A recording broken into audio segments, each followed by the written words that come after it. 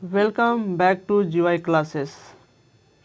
मैं गुड्डू यादव आप सबको अपने यूट्यूब चैनल जीवाई क्लासेस में स्वागत करता हूं। जैसा कि आज रेलवे ग्रुप डी के लिए मैथ का सेट 5 होने वाला है और आज के क्लास में क्षेत्रमिति के कुछ महत्वपूर्ण प्रश्न हैं। पूरा वीडियो देखने से ही आपको क्षेत्रमिति के प्रश्न समझ में आएंगे और जो भी एसएससी जीडी हो चाहे रेलवे ग्रुप डी हो एग्ज़ाम क्रैक करना चाहते हैं तो विद्यार्थी कॉपी और पेन लेकर बैठ जाए और वीडियो पसंद आए तो अपने दोस्तों में शेयर कीजिएगा। नेक्स्ट स्लाइड की तरफ चलते हैं जिसमें आपके कुछ इम्पोर्टेंट प्रश्न हैं।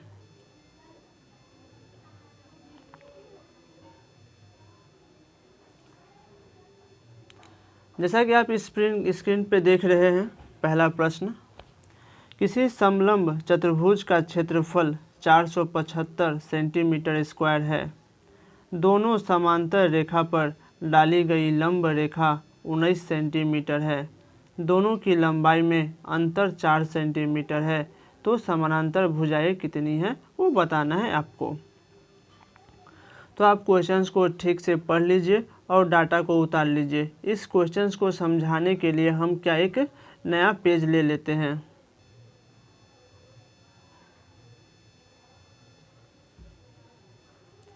एक नया पेज ले लिए। बोला है समलंब चतुर्भुज।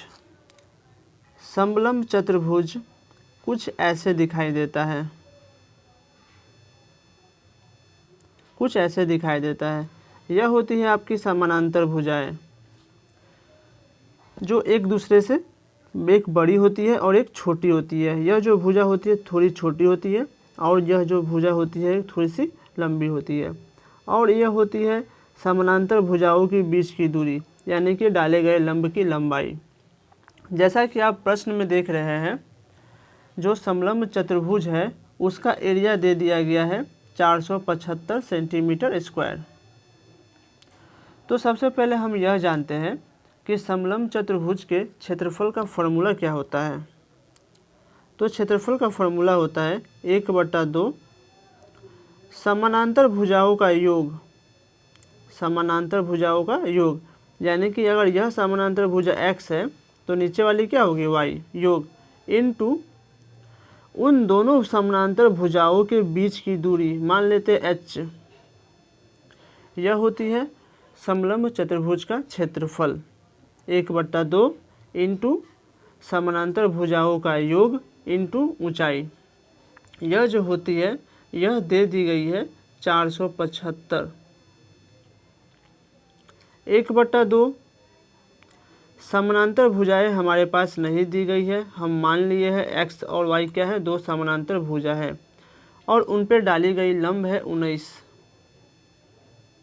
Equal to 475। हम 19 के पहाड़ा से 475 को काट सकते हैं। 29 दूना 38, 19 दूना 38 और 19 पच्चे 95।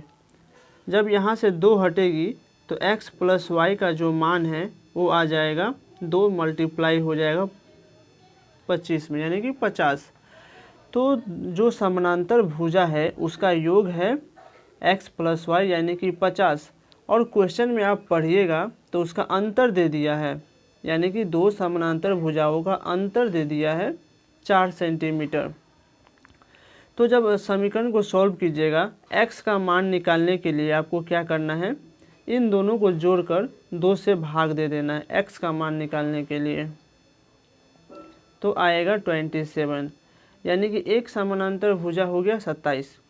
और दूसरी जब हम y का मान निकालेंगे तो दोनों को घटाकर 2 से भाग दे देंगे।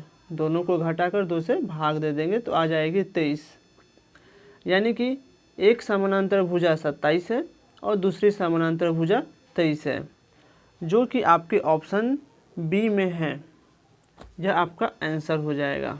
यह आपका क्या हो जाएगा, आंसर हो जाएगा। तो यह जो फॉर्मूला था दो समानांतर भुजाओं समलंब चतुर्भुज का क्षेत्रफल 1/2 x प्लस वाई इंटू ऊँचाई यानी कि दोनों समानांतर भुजाओं के बीच की दूरी जो लंब डाला जाता है।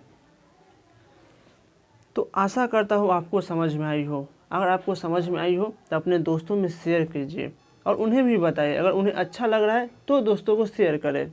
चलते हैं नेक्स्ट प्रश्न की ओर। इसको आप नोट्स बना लीजिएगा।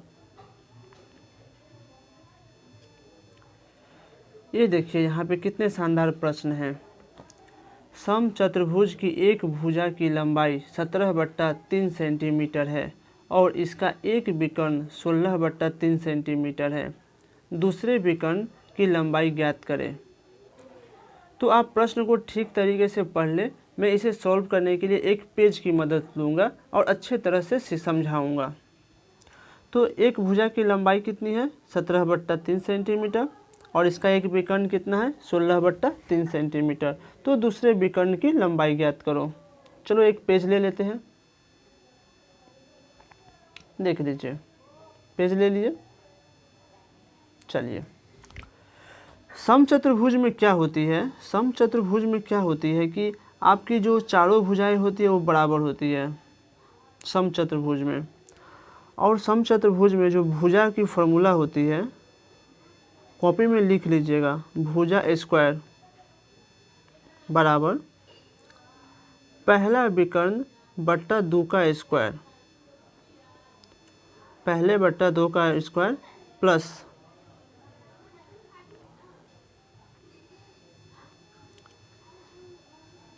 इसको हम मिटा देते हैं यहाँ से, पहला विकर्ण बट्टा 2 का स्क्वायर प्लस दूसरा विकर्ण बट्टा 2 का स्क्वायर। यह किसकी फॉर्मूला होती है? भुजा की। भुजा स्क्वायर बराबर पहला विकर्ण बट्टा 2 का स्क्वायर प्लस दूसरा विकर्ण बट्टा 2 का स्क्वायर। तो इस क्वेश्चन में आप देख रहे हैं कि आपका जो पहला विकर्ण है दे दिया है और भुजा भी दे दिया है। भुजा है आपका 17/3 का स्क्वायर और पहला विकर्ण दिया है 16/3, 16/3 और यहाँ से 2 तो था ही स्क्वायर। और आपको दूसरा विकर्ण निकालना है। दूसरा विकर्ण क्या है? आपको निकालना है। तो सॉल्व करते हैं। यहाँ से अगर सॉल्व कीजिएगा, 17 का स्क्वायर होता है 289 बट्टे 9, 3 का स्क्वायर। यहाँ से 2 से 16 को काट लीजिए 8 बार में, और 8 का स्क्वायर 64, 3 का स्क्वायर 9 प्लस डायगोनल बट्टे 2 का स्क्वायर। अगर आप इसको सॉल्व कीजिएगा, 64/9 को इसमें से माइनस कीजिएगा तो आपका आएगा 225/9, 225/9 d2/2 का स्क्वायर। इसे आप जल्दी से कॉपी में नोट कर लीजिए, फटाक से 30 सेकंड में नोट कीजिए इसको। 225/9 बराबर d2/2 का स्क्वायर। जल्दी से कॉपी में नोट कर लीजिए। यहाँ से जब हम स्क्वायर हटाएंगे, तो इधर वर्गमूल हो जाएगा। हम एक छोटा सा पेज ले लेते हैं।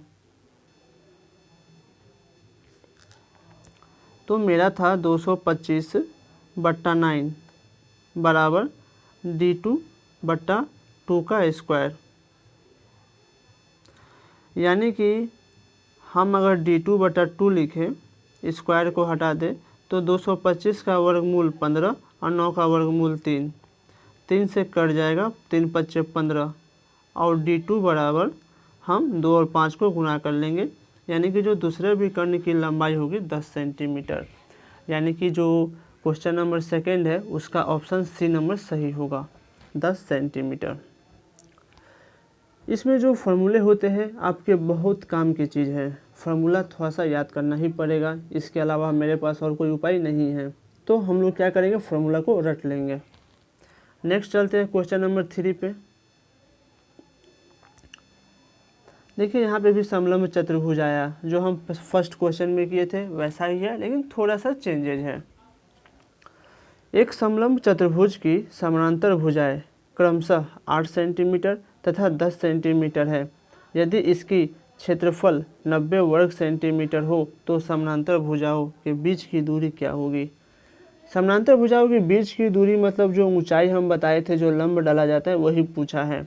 तो सबसे पहले समलंब चतुर्भुज के क्षेत्रफल का फॉर्मूला क्या होता है? 1/2 गुने समानांतर भुजाओं का योग यानी कि 8 और 10, समानांतर भुजाओं का योग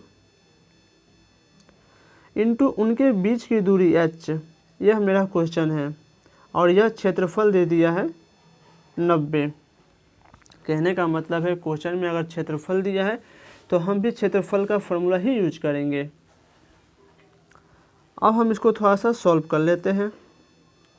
10 8 18 इंटू एच बराबर 90। अगर हम काटना चाहें तो 18 से काट सकते हैं, 18 25 90। और जब एच निकालेंगे तो 2 और 5 को गुना कर देंगे 10 सेंटीमीटर। तो उन दोनों के बीच की दूरी क्या आ गई 10 सेंटीमीटर, यानी कि जो ऑप्शन ए है आपका सही उत्तर है। और समलंब चतुर्भुज के जो क्षेत्रफल की फॉर्मूला होती है मैंने फर्स्ट सवाल में ही बता दिए थे, आप उसे कॉपी में नोट कर लीजिएगा, बहुत इंपॉर्टेंट है। Railway group D, SSC GD या किसी भी एग्ज़ाम को आप देते हैं तो उसमें मेंसुरेशन के प्रश्न पूछे जाते हैं। चलते हैं नेक्स्ट प्रश्न की ओर। क्वेश्चन नंबर 4, यदि एक वृत्त की परिधि उसके व्यास से 18.6 सेंटीमीटर अधिक है तो वृत्त का व्यास क्या होगा। वृत्त क्या होता है पहले यह जान लेते हैं। वृत्त यह जो होता है केंद्र बिंदु से अगर एक लाइन खींच दे तो यह रेडियस होता है r। तो व्यास क्या होती है 2r। व्यास क्या होती है 2r। यह पूरा व्यास है यहाँ से यहाँ, और इसका आधा क्या है रेडियस यानी कि त्रिज्या है। और वृत्त का परिधि का फॉर्मूला क्या होता है, वृत्त के परिधि का फॉर्मूला होता है 2πr। और यह परिधि क्या है व्यास से ज़्यादा है, यानी कि 2r से ज़्यादा है। कितना 18.6 सेंटीमीटर। तो इसको सॉल्व करते हैं। 2r यहाँ से हम लोग कॉमन लेते हैं, 2r कॉमन लेंगे तो ब्रैकेट में आएगा π-1 बराबर 18.6। आप इसे कॉपी में नोट कर लीजिए, क्योंकि मैं यहाँ से अगर एक पेज लूँगा तो यह गायब हो जाएगा। इसको कॉपी में नोट कर लीजिए। और याद रखिएगा यह 2r व्यास होती है, यह हमको क्या करना है, मेरा आंसर निकालना है 2r, यानी कि π-1 को सॉल्व करके उधर डालना है। कैसे, एक छोटा सा पेज ले लेते हैं।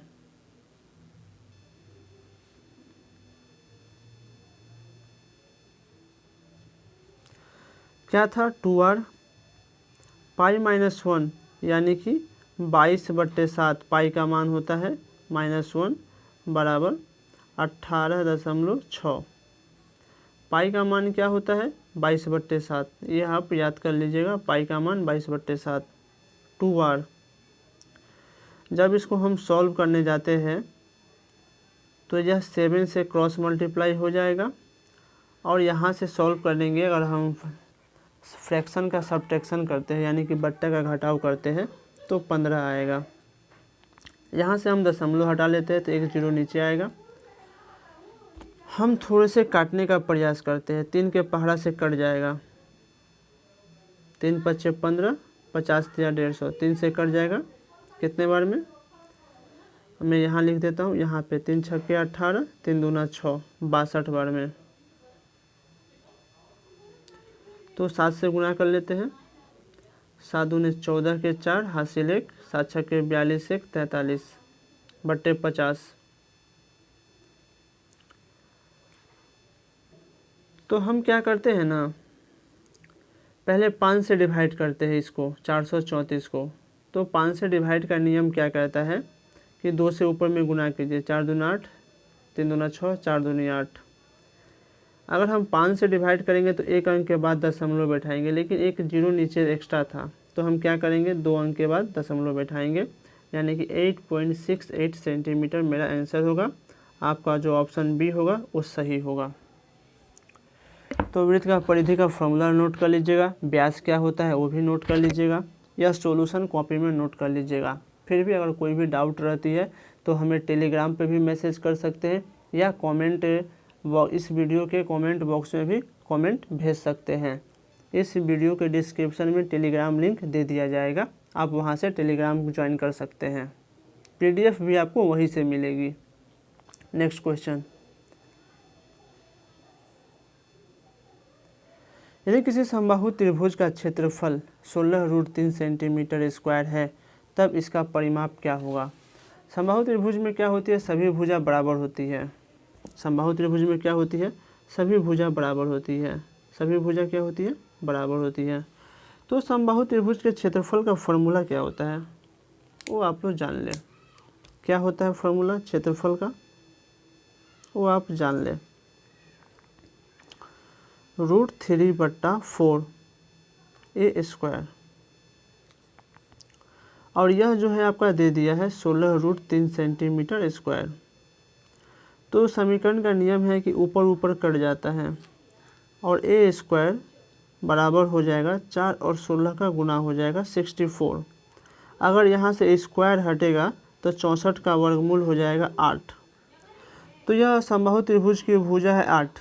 तो परिमाप पूछा है ना, तो क्या करेंगे, तीनों भुजा को जोड़ देंगे, यानी कि परिमाप के लिए क्या करेंगे 3 × 8 कर देंगे, यानी कि 24 सेंटीमीटर। यानी कि ऑप्शन जो बी है आपका सही उत्तर होगा। समबाहु त्रिभुज में क्या होती है, सभी भुजा बराबर होती है। अगर एक भुजा 8 है तो तीनों भुजा क्या होगी, 8 होगी। अब परिमाप में तीनों भुजा को जोड़ देते हैं, 8 × 3 = 24, यह आपका उत्तर हो जाएगा। तो वीडियो पसंद आई हो तो दोस्तों में शेयर कीजिए, चैनल को सब्सक्राइब कीजिए, लाइक कीजिए और ढेर सारा शेयर कीजिए। आज के लिए इतना ही, मिलते हैं कल नेक्स्ट वीडियो में। धन्यवाद, थैंक यू।